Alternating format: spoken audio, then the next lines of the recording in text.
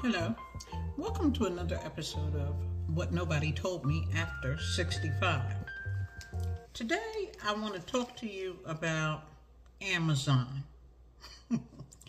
Yes, Amazon.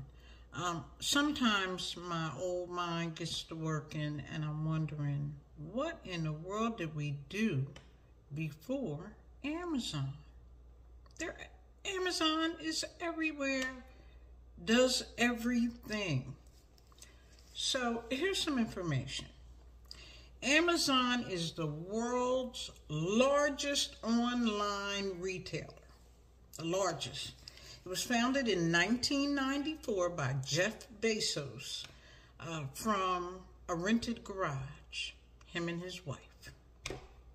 Subsidiaries or sister companies include Ring, the Ring doorbell, Twitch, and Whole Foods. Wow. Amazon is considered a disruptor of industries. And what that means, that it comes into a market and literally disrupts everything. The status quo is changed when Amazon comes into the picture. I think Walmart did the same thing a while back in the day. They use these tactics, aggressive reinvestment of profits into capital expenditures. They aggressively make this money, they quickly take that money and reinvest it back into capital expenditures, bigger things. Pretty much, they buy everything they feel will increase their bottom line. Everything and anything. So, just how much money can you make, Amazon? Actually, Jeff Bezos. Jeff is only 60 years old. His net worth, and there's two reporting factions. According to Forbes, he's $194 billion rich. But according to Bloomberg's Billionaire Index, he's $200 billion rich. He owns 3.3 million shares of his stock. 3.3 million. And he recently got married. Or did he get married? I think he's engaged, and it made big news. You know, of course, they called him a nerd, and talked about how he dressed, and he didn't spend any money. He was driving a Honda Accord, I think, a couple of years ago. So he's not spending money, but that's how rich people get rich and stay rich.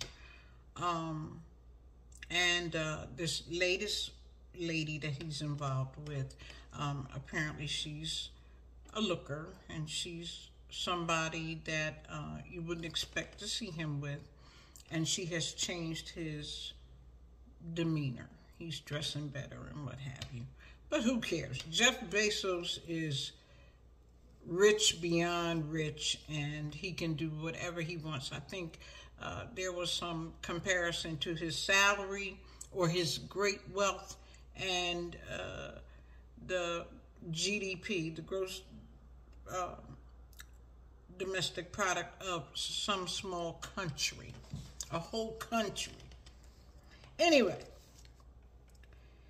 Amazon is the 12th most visited website in the world. In the world. Now, Amazon also owns several downloading and streaming services. That includes Amazon Prime Video, for which I am a customer.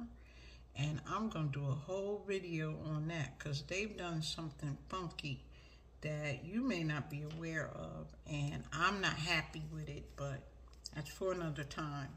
MGM, Amazon Music and Video, and they own Audible, the books where we listen to the audio books.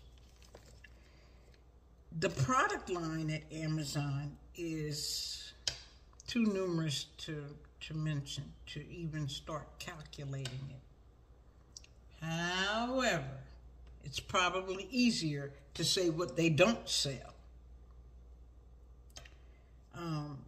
It seems between Amazon and Google, it's a wrap. Amazon sells it, Google shows you where to find it, and it's usually on Amazon. That's a monopoly, right? That's a monopoly, and I thought that was illegal because that's why they broke up my Bell. Remember? Bell Telephone Company? It was the only game in town. If you had a phone, it was a Bell Telephone. It was through their system.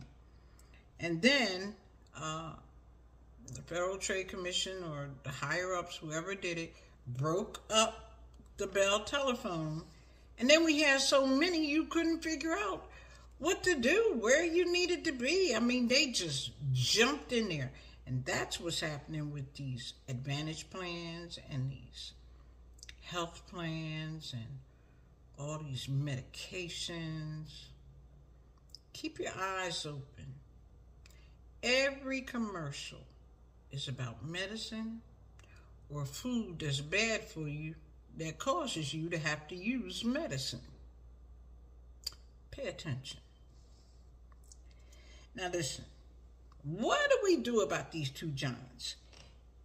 If we remove them, will e-commerce collapse? Something to think about. See, that's how my mind works. If there was no Google and there was no Amazon, could we still function? I don't know. Everything I buy, practically, comes from Amazon. And when I'm doing research, the place I go is Google. Nobody else. Again, that's something to think about. I hope something I've said today has been helpful or makes you think, and we can have a conversation about it. Please continue to subscribe, like, share, hit the notification bell so that you know when I upload new content. I want to thank all of the new subscribers coming online. Thank you, thank you, thank you. It ain't easy to do what I'm doing, but I thank you so much for your support. And remember, you don't know what you don't know. Thanks for listening.